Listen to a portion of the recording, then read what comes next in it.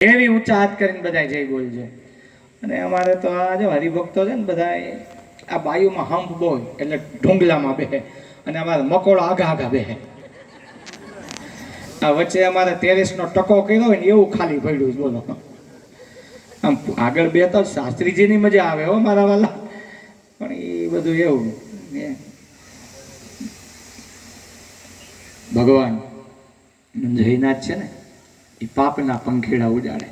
એટલે જેને પાપના પંખીડા ઉડાડવા હોય ને એ ઊંચા હાથ કરી જોશથી જયનાથ કરજો.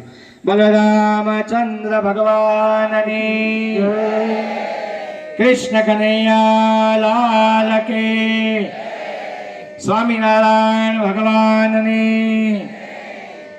એની ગોપીઓમાં પાવર છે પણ ગોપા તો હાવ ભોપાઓ.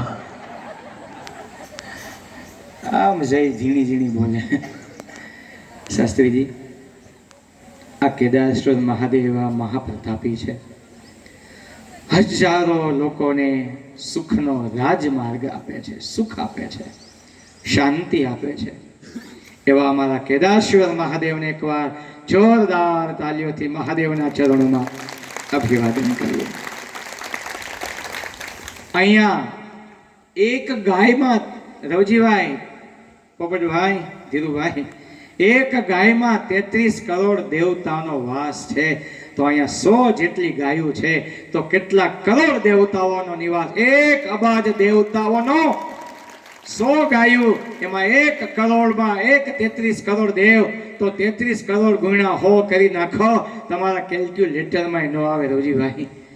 અહીંયા એનો વાસ છે ગાયોનો. અમારે ધીરુભાઈથી માની બંને ધીરુભાઈ, આ બધા જે કાર્યકર્તાઓ, દાતાઓ, એ બધાને એકવાર જોરદાર તાલીઓથી અભિવાદન.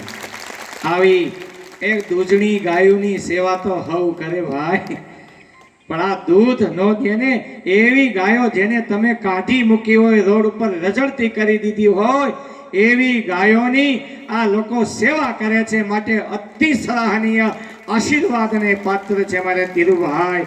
બધા જ, મને બધાના નામ નથી આવડતા, તો એ બધા અભિવાદનને, આશીર્વાદને પાત્ર છે. અહીંયા થોડા વર્ષો પહેલા મેં ભાગવતની કથા કરી હતી, ત્યારે બધા નીચે બેસીને કથા સાંભળતા.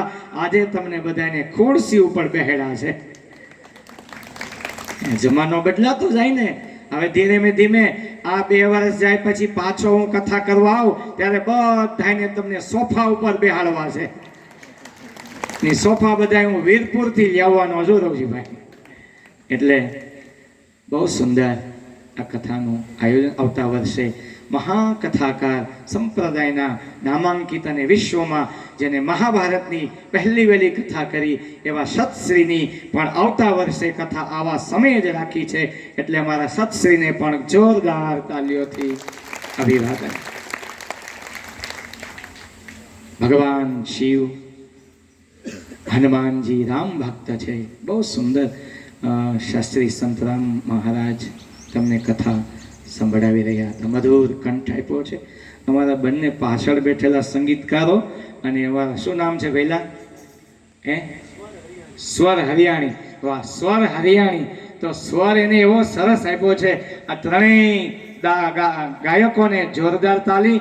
અમારા તબલા વાદક, અમારા પેડ વાદક, બેન્જો વાદક અને અમારા સાઉન્ડ વાળાને પણ જોરદાર તાલીઓ.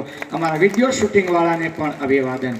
મારી સાથે પૂજ્ય વાસુદેવ પ્રસાદ સ્વામી રાજકોટ ગુરુકુલમાં ગાયોની વર્ષો સુધી કે સેવા, એમને પણ બહુ સેવા કરી ગાયોની, એના આશીર્વાદ લીધા છે. એટલે એવા પૂજ્ય વાસુદેવ સ્વામીને પણ પૂજ્ય સ્વામીને જોરદાર તાલીઓ. આ રામ કથા તો અનુભવમાં ઉતારવાની કથા છે રોજીભાઈ. બાપજી હમણાં વાત કરતા એક એક પાત્ર અદ્ભુત છે, અદ્ભુત છે. પિતાનું પાત્ર કેટલું મહાન, દશરથ, રામ, લક્ષ્મણ, ભરત, શત્રુઘ્ન, એ ચારેય દીકરાઓનું કેટલું મહાન પાત્ર. દીકરા કેવા હોય, પિતા કેવા હોય, સાસુ કૌશલ્યાનું પાત્ર અને વહુનું પાત્ર સીતાજી, બીજી પુત્ર વધુઓ ઉર્મિલા, સતકીર્તિ, આ બધાના અદ્ભુત પાત્રો હમણાં બાપજીએ વાત કરી એમ ઉર્મિલાની સમર્પણની બહુ અદ્ભુત દિવ્ય ગાથાઓ છે. આ બધું જીવનમાં વણવાની વાતો છે. બાકી રામ કથા તો આપણે ઘણી સાંભળી નાખી, સમજાય તમને? ઘણી સાંભળી નાખી, પણ જીવનમાં